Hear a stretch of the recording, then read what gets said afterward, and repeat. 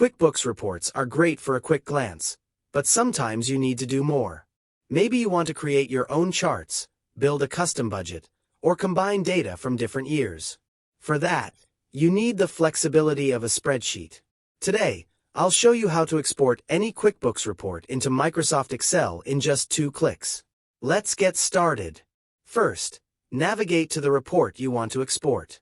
Go to Reports in the left side menu, and click on Standard Report.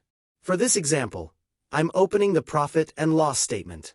Make sure you set your date range and accounting method exactly how you want them before you export, as these settings will carry over to your spreadsheet. Once your report is ready, look at the action icons in the top right header of the report itself.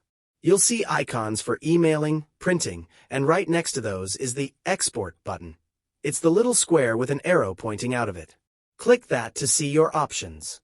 When you click the Export icon, you'll see 3 distinct options. Export to Excel is your go-to for custom formatting and formulas. Export to PDF is perfect if you just need a clean, uneditable document to email to a bank or partner.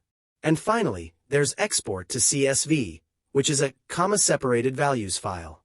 This is what you'll want if you need to move this data into a completely different software, like a CRM or a custom database. For this guide, we're sticking with Excel. When you open the file in Excel, you might see a yellow bar at the top saying Protected View. Just click Enable Editing so you can start working.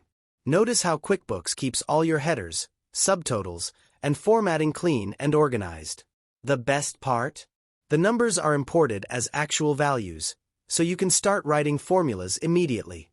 If this quick guide helped you take your data to the next level, drop a like, subscribe, and consider hitting that join button to support the channel. Thanks for watching, and I'll catch you in the next one.